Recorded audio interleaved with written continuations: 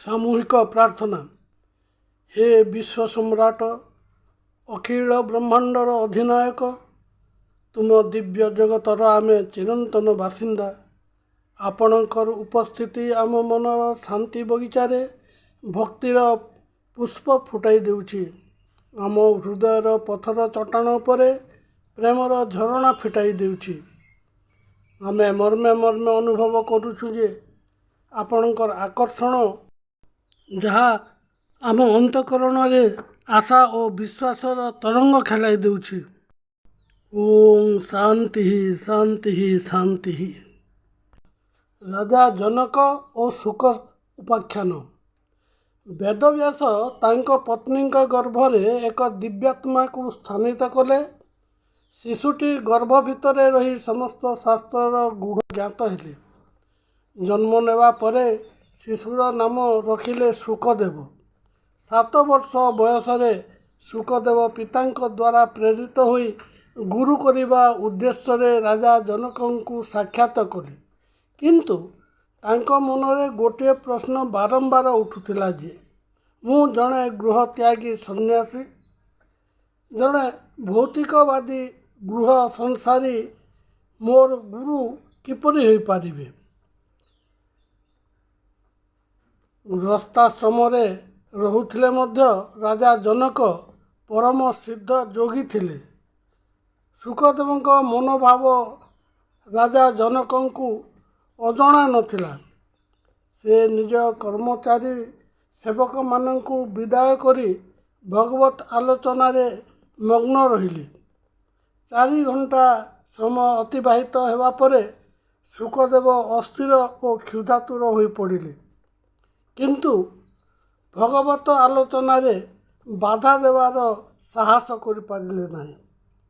ଆହୁରି ଗୋଟିଏ ଘଣ୍ଟା ବିତିବା ପରେ ଜଣେ ସେବାରତ କର୍ମଚାରୀ ଆସି ଉଚ୍ଚସ୍ୱରରେ କହିଲା, ହେ ମହାରାଜ, ସହରରେ ନିଆଁ ଲାଗିଯାଇଛି।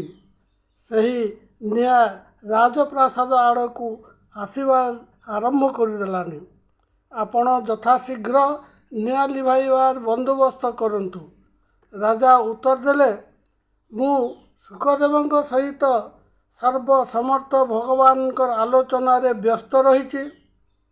ଯାଅ, ଅନ୍ୟମାନଙ୍କୁ କହିବ, ଅନ୍ୟମାନଙ୍କର ସହାୟତାରେ ନିଆଁ ଦୂରୀଭୂତ କର।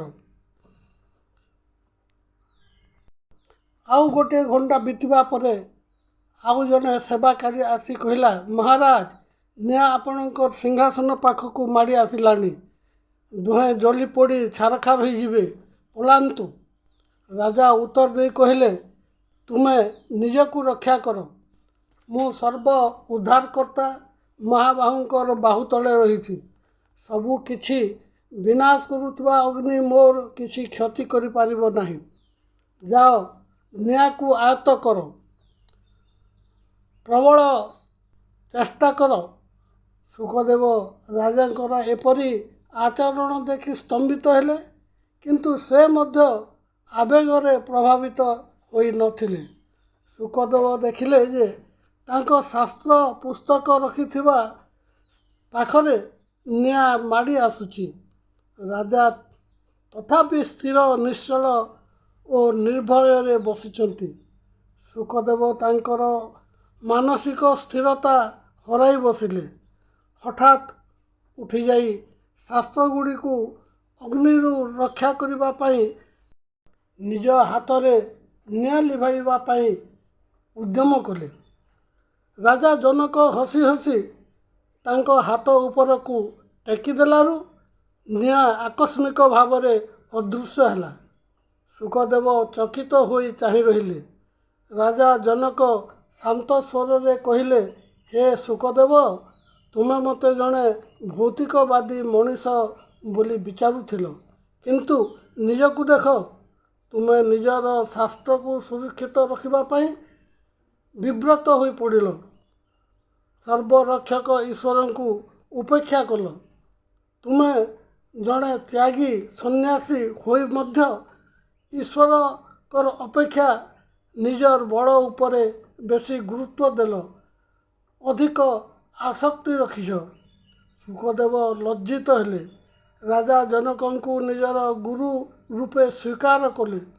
ରାଜା ଅନେକ ସଂସାରରେ ରହି ମଧ୍ୟ ସାଂସାରିକ ହୋଇ ନଥିଲେ। ଈଶ୍ୱର ସମର୍ପିତ ଜୀବନରେ କର୍ତ୍ତବ୍ୟ କର୍ମ କରୁଥିଲେ। ସଂସାରରେ ରହି ବଞ୍ଚିବାର କଳା ଶିଖାଇ ଦେଇଥିଲେ।